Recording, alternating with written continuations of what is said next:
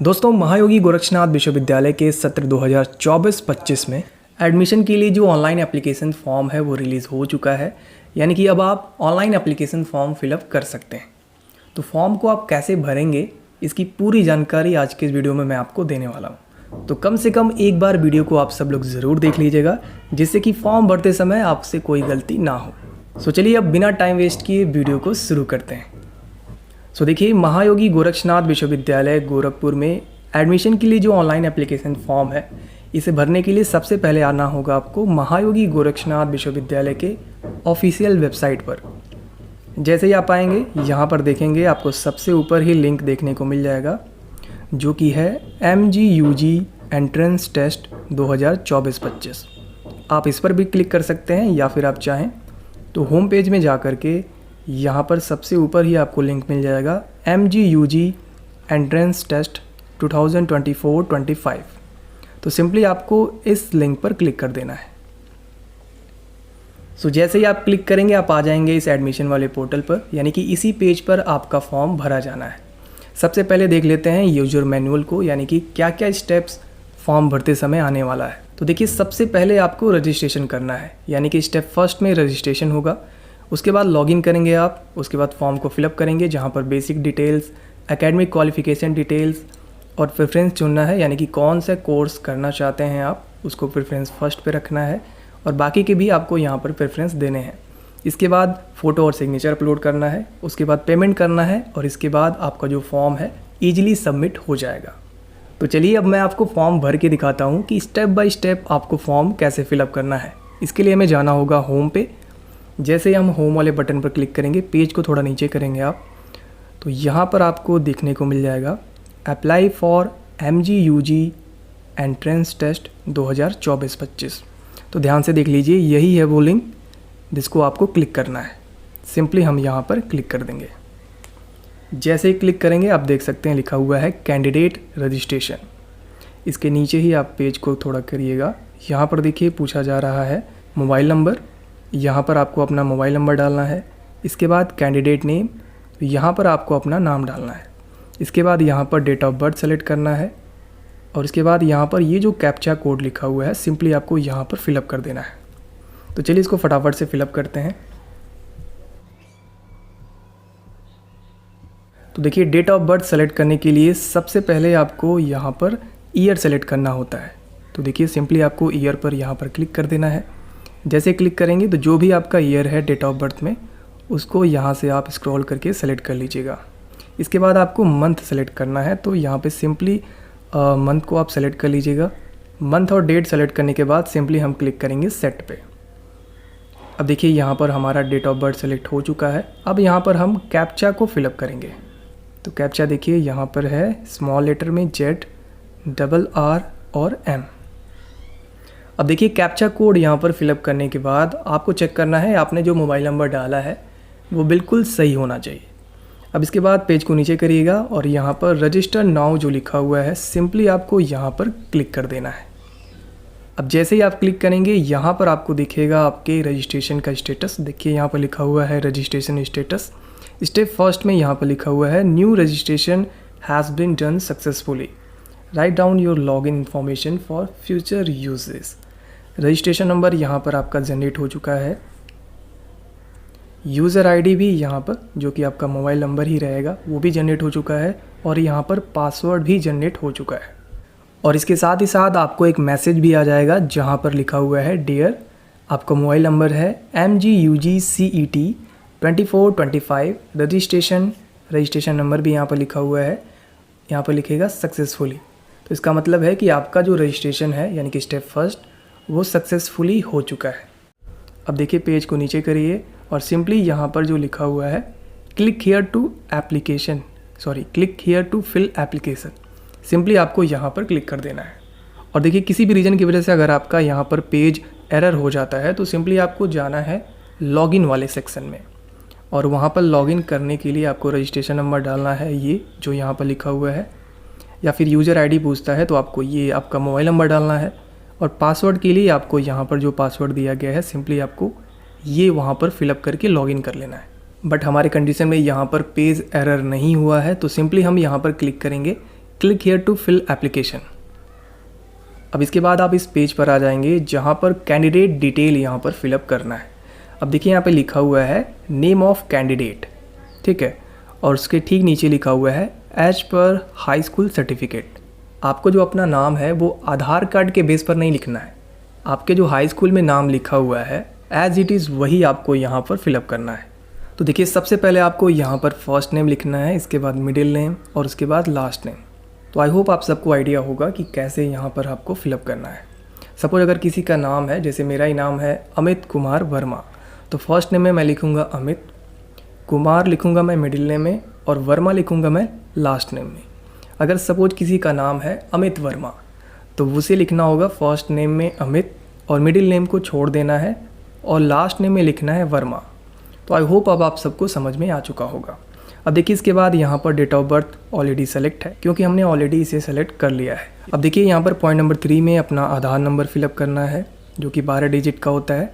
इसके बाद आपको एक अल्टरनेट मोबाइल नंबर यहाँ पर फिलअप करना है, यानी जो आपने यहाँ पर मोबाइल नंबर शुरू में डाला था उसके अलावा कोई और नंबर यहाँ पर आपको डालना है। इसके बाद यहाँ पर आपको अपना ईमेल आईडी डालना है और इसके बाद यहाँ पर आपको जेंडर सेलेक्ट करना है, मेल फीमेल, कैटेगरी सेलेक्ट करना है यहाँ पे। उसके बाद यहाँ पर मैरिटल स्टेटस, मैरिड हैं या फिर अनमैरिड हैं। Do you belong to PWD, मतलब कि क्या आप विकलांग हैं, अगर हैं तो आप येस कर सकते हैं, अदरवाइज़ नो करना है यहाँ पे। Do you belong to EWS, यदि आप EWS से बिलोंग करते हैं तो येस कर सकते हैं, अदरवाइज़ यहाँ पर नो ऑलरेडी सेलेक्टेड है। इसके बाद आपको यहाँ पर रिलीजन सेलेक्ट करना है, तो सिंपली यहाँ पर हम लोग रिलीजन सेलेक्ट कर लेंगे। अब देखिए इसके बाद आपको अपना ब्लड ग्रुप सेलेक्ट करना है। यदि आपको नहीं पता आपका ब्लड ग्रुप क्या है तो सिंपली आप इसे छोड़ सकते हैं, इसको सेलेक्ट करना कोई कंपलसरी नहीं है। इसके बाद देखिए नेशनैलिटी जो कि इंडियन है यहाँ पर ऑलरेडी सेलेक्टेड है। अगर आप किसी और कंट्री से बिलोंग करते हैं तो अदर पर यहाँ पर सेलेक्ट कर सकते हैं। अब इसके बाद आपको यहाँ पर गार्जियन डिटेल फिलअप करना है। सबसे पहले फादर्स नेम वही लिखना है जो आपके हाई स्कूल के मार्कशीट पर लिखा हुआ है। तो फर्स्ट, मिडिल और लास्ट नेम आपको यहाँ पर फिलअप कर देना है। इसके बाद मदर्स नेम जो कि हाई स्कूल के मार्कशीट पर लिखा हुआ है एज इट इज़ आपको यहाँ पर लिख देना है। इसके बाद देखिए यहाँ पर एड्रेस डिटेल, तो एड्रेस डिटेल में यहाँ पर आपसे पिन कोड पूछा जा रहा है। तो पिन कोड यहाँ पर फिलअप करने के बाद देखिए यहाँ पर एक ऑप्शन आ जाता है please select post office address. तो आपके पिन कोड के अकॉर्डिंग आपके एरिया में जो भी पोस्ट ऑफिस है उन सभी का डिटेल यहाँ पर देखने को मिल जाएगा। तो यहाँ से आप सेलेक्ट कर सकते हैं कि आपके पोस्ट ऑफिस का एड्रेस क्या है। और देखिए यहाँ पर जो भी पिन कोड आप डालेंगे उसी के अकॉर्डिंग यहाँ पर आपको एड्रेस दिखाया जाएगा। अब जैसे ही आप अपना एड्रेस सेलेक्ट कर लेंगे, यहाँ पर देखिए पोस्ट ऑफिस नेम ऑलरेडी यहाँ पर सबमिट हो चुका है, तहसील, सब डिवीज़न, मंडल ये भी ऑलरेडी यहाँ पर सबमिट हो चुका है, डिस्ट्रिक्ट, स्टेट, कंट्री ये सब कुछ यहाँ पर मेंशन हो चुका है। अब इसके बाद देखिए सबसे नीचे यहाँ पर ऑप्शन आ गया हाउस नंबर, विलेज या फिर लैंडमार्क। तो यहाँ पर आपको अपना हाउस नंबर लिखना है और उसके बाद विलेज या फिर आप जिस भी एरिया से बिलोंग करते हैं वो आपको यहाँ पर मेंशन करना है। सबसे पहले आप लिखेंगे यहाँ पर हाउस नंबर और उसके बाद आप अपने विलेज का नाम लिख सकते हैं या फिर आप जिस भी एरिया में रहते हैं उस एरिया का नाम आपको यहाँ पर लिखना है। तो चलिए अब मैं जल्दी से इसको फिलअप कर लेता हूँ और उसके बाद आगे बढ़ते हैं।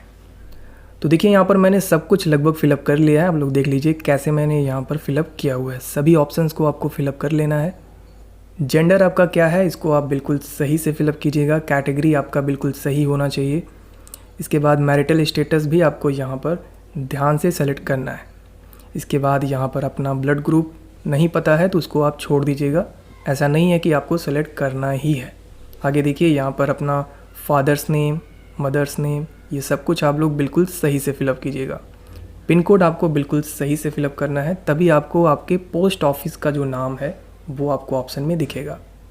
सो फाइनली यहाँ पर हमने सब कुछ फिलअप कर लिया है। सिंपली यहाँ पर जो नेक्स्ट बटन है इस पर हम क्लिक कर देंगे। अब देखिए हम आ चुके हैं स्टेप 2 वाले पेज में और यहाँ पर आपको अपना एकेडमिक डिटेल फिलअप करना है। तो सबसे पहले आपको यहाँ पर हाई स्कूल की जो डिटेल है वो फिलअप करनी है। तो ध्यान से देखिए पॉइंट नंबर 1 में यहाँ पर आपको हाई स्कूल की डिटेल फिलअप करना है। तो देखिए सबसे पहले आपको यहाँ पर सेलेक्ट करना है पास्ट या अपीयरिंग। तो हाई स्कूल लगभग सभी लोग पास होंगे, तो यहाँ पर पास्ट ऑलरेडी सेलेक्टेड है। इसके बाद सब्जेक्ट या स्ट्रीम में आपको सेलेक्ट करना है कि 10th में क्या क्या सब्जेक्ट था। तो देखिए क्या यहाँ पर ऑप्शन आ रहा है, तो देखिए यहाँ पर ऑप्शन नहीं आ रहा है, तो सिंपली आपको यहाँ पर जो सेलेक्ट है NA यानी कि नॉट एप्लीकेबल, इसे एज इट इज़ छोड़ देना है, क्योंकि यहाँ पर आप भर ही नहीं सकते। तो यहाँ पर आपको बिल्कुल खाली सा छोड़ देना है। इसके बाद आगे देखिए नेम ऑफ बोर्ड या यूनिवर्सिटी। तो अगर आप CBSE बोर्ड से हैं तो यहाँ पे लिखेंगे CBSE, UP बोर्ड से हैं तो आपको यहाँ पर सिंपली लिख देना है UP बोर्ड। इसके बाद देखिए यहाँ पर क्या फिलअप करना है, ईयर, यानी कि कौन से ईयर में आपने हाई स्कूल पास किया है। तो सिंपली आपको यहाँ पर वो ईयर लिख देना है। अब इसके बाद देखिए टोटल मार्क्स, यानी कि जो आपका पूर्णांक था यानी कि मैक्सिमम मार्क्स था, वो आपको यहाँ पर लिखना है। तो UP बोर्ड में जो टोटल मार्क्स होता है वो होता है 600 नंबर का, यानी कि 600, वो मैंने लिख दिया। इसके बाद मार्क्स ऑब्टेन, यानी कि 600 में आपने कितना नंबर प्राप्त किया हुआ था वो आपको यहाँ पर मेंशन कर देना है। इसके बाद परसेंटेज में जाएंगे तो ऑटोमेटिक यहाँ पर जो परसेंटेज होगा वो यहाँ पर सबमिट हो जाएगा। तो यहाँ पर आपको केवल टोटल मार्क्स डालना है और मार्क्स ऑब्टेन, परसेंटेज जो है वो ऑटोमेटिक यहाँ पर कैलकुलेट हो जाएगा। और इसी तरीके से 12th की जो डिटेल है वो भी आपको यहाँ पर फिलअप करना है। तो देखिए यहाँ पर 2 ऑप्शन अवेलेबल है। अगर आपने 12th पास कर लिया है तो यहाँ पर आपको सेलेक्ट करना है पास्ट। अगर आप अभी अपीयरिंग हैं तो आपको यहाँ पर सेलेक्ट करना है अपीयरिंग। अब देखिए अपीयरिंग का क्या मतलब होता है मैं आपको बता दूं। अपीयरिंग का मतलब ये है कि आपने अभी एग्ज़ाम दे दिया है और आपका जो रिज़ल्ट है वो अभी तक नहीं आया है। तो अगर आपने इस साल बोर्ड का एग्ज़ाम दिया हुआ है और अभी तक आपका रिज़ल्ट नहीं आया है तो आपको सेलेक्ट करना है अपीयरिंग। और अगर आपने 12th कंप्लीट कर लिया है तो आपको सेलेक्ट करना है पास्ट, या फिर आपका रिज़ल्ट आ चुका है तो भी आपको सेलेक्ट करना है पास्ट। तो देखिए अगर हम लोग सेलेक्ट करेंगे यहाँ पर पास्ट, तो यहाँ पर बाकी जितने भी डिटेल हैं सब आपको फिलअप करना होगा। जैसे कि यहाँ पर कौन सा स्ट्रीम था, यानी कि सब्जेक्ट क्या था। तो इंटरमीडिएट में आपने कौन सा सब्जेक्ट लिया हुआ है, फिजिक्स, केमिस्ट्री, बायोलॉजी, या फिर science stream physics, chemistry, mathematics है, या फिर साइंस स्ट्रीम में फिजिक्स, केमिस्ट्री, मैथमेटिक्स और बायोलॉजी, यानी कि दोनों ही डिग्री आपके पास है तो आप ये सेलेक्ट कर सकते हैं। या फिर फिजिक्स, केमिस्ट्री, एग्रीकल्चर है तो आप ये सेलेक्ट कर सकते हैं, या फिर एग्रीकल्चर है तो आप ये सेलेक्ट कर लीजिएगा। आर्ट्स, कॉमर्स, तो जो भी आपका इंटरमीडिएट में है वो आप यहाँ से सेलेक्ट कर लेंगे। अब इसके बाद आपको यहाँ पर अपने बोर्ड का नाम सेलेक्ट करना है, year, total marks, obtain marks और परसेंटेज। तो सब कुछ यहाँ पर फिलअप कर लीजिएगा। और नीचे देखिए यहाँ पर पूछ रहा है do you have English in 12th standard. तो अगर आपका इंटरमीडिएट में इंग्लिश सब्जेक्ट है तो आपको यहाँ पर येस पर क्लिक कर देना है। अब ऐसे स्टूडेंट जिनका रिजल्ट नहीं आया है उनको क्या करना है, यहाँ पर अपीयरिंग पर क्लिक कर देना है। जैसे ही आप अपीयरिंग पर क्लिक करेंगे इसके बाद आपको यहाँ पर सेलेक्ट करना है कि 12th में कौन कौन सा सब्जेक्ट आपने लिया है। सो जैसा कि हमने अभी डिस्कस किया, 12th में आपका जो भी सब्जेक्ट है वो आपको यहाँ पर सेलेक्ट कर लेना है। अब इसके बाद बाकी की जो डिटेल्स हैं, क्योंकि आपका अभी तक रिज़ल्ट नहीं आया है तो उसको आपको छोड़ देना है। आपको यहाँ पर कुछ भी फिलअप नहीं करना है, एज़ इट इज़ आपको छोड़ देना है। अब देखिए जो लोग पोस्ट ग्रेजुएट कोर्स के लिए अप्लाई करना चाहते हैं तो उन्हें क्या करना है, यहाँ पर डिप्लोमा, ग्रेजुएशन या फिर पोस्ट ग्रेजुएशन जो भी डिग्री है उन सब की जो डिटेल है यहाँ पर फिलअप करना होगा। तो फिलहाल मैं जो फॉर्म फिलअप कर रहा हूँ वो कर रहा हूँ एज ए अपीयरिंग। तो यहाँ पर मैं सेलेक्ट कर दूँगा अपीयरिंग। अब नीचे जाएंगे हम लोग, यहाँ पर मैं क्लिक करूँगा नेक्स्ट वाले बटन पे। तो जैसे ही हम यहाँ पर नेक्स्ट पर क्लिक करेंगे, अब देखिए यहाँ पर जो हमने 12th अपीयरिंग सेलेक्ट किया हुआ है, यहाँ पर हम लोग बोर्ड का नाम तो लिख ही सकते हैं। तो यहाँ पर हमें अपने बोर्ड का नाम लिख देना है।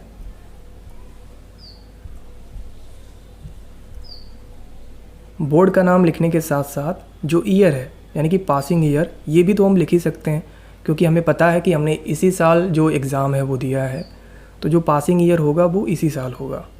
अब इसके बाद नीचे जा कर के हमें सेलेक्ट करना है नेक्स्ट वाले बटन पे।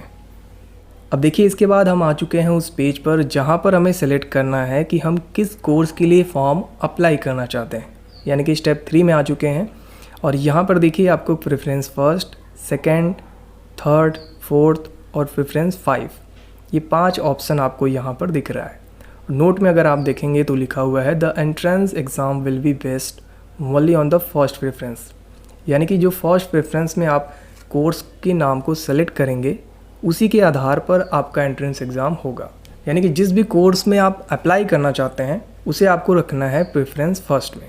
अब देखिए इसके बाद पॉइंट नंबर 2 में यहाँ पर बताया गया है admission can be granted based on the same merit in other category if seats are available. यानी कि जो दूसरा आपने प्रेफरेंस सेलेक्ट किया हुआ है, यदि उसमें सीट्स अवेलेबल रहता है तो आपको उसमें भी एडमिशन मिल सकता है। इसके साथ ही साथ पॉइंट नंबर 3 में देखिए लिखा हुआ है admission can be granted if program eligibility criteria fulfilled by the student. और देखिए दूसरे प्रोग्राम में एडमिशन तभी मिलेगा जब स्टूडेंट उस कोर्स के लिए एलिजिबिलिटी क्राइटेरिया को फुलफ़िल कर रहा हो। तो आई होप आपको ये तीनों ही पॉइंट अच्छे से समझ में आ गया होगा। अब देखिए प्रेफरेंस फर्स्ट में आपको उस कोर्स को सेलेक्ट करना है जिस कोर्स के लिए आप फॉर्म को अप्लाई करना चाहते हैं। अब जैसे ही आप प्रेफरेंस फर्स्ट यहाँ पर सेलेक्ट कर लेंगे, उसके बाद प्रेफरेंस 2 में देखिए जितने भी कोर्स के नाम आपको दिखाई दे रहे हैं इसमें से ही आप कोई कोर्स सेलेक्ट कर सकते हैं। यानी कि यदि आपने basic BSc nursing already select कर लिया है तो उसके साथ साथ बाकी के यहाँ पर जितने भी कोर्स दिखाए जा रहे हैं इन कोर्स के लिए आप फॉर्म अप्लाई कर सकते हैं। जो यहाँ पर नहीं दिख रहा है उस कोर्स को आप अप्लाई नहीं कर सकते। सपोज कोई बीएससी ऑनर्स एग्रीकल्चर कोर्स करना चाहता है तो यहाँ पर वो सिलेक्ट कर लेगा सेकंड प्रेफरेंस में। इसके बाद थर्ड पे जाएंगे, थर्ड प्रेफरेंस में आप जो भी और कोर्स करना चाहते हैं उसको भी आप यहाँ पर सेलेक्ट कर सकते हैं।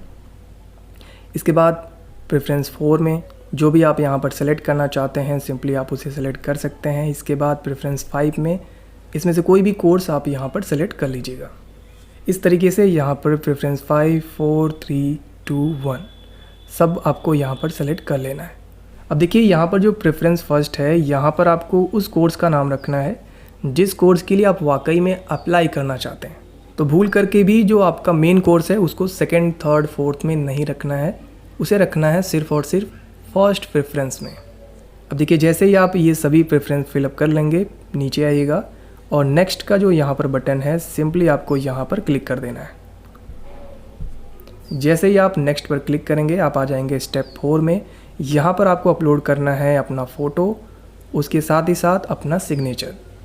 तो देखिए यहाँ पर जो फ़ोटो की साइज़ होनी चाहिए 30 KB से लेकर के 100 KB, यानी कि 30 से 100 KB के बीच आपका फ़ोटो का साइज़ होना चाहिए।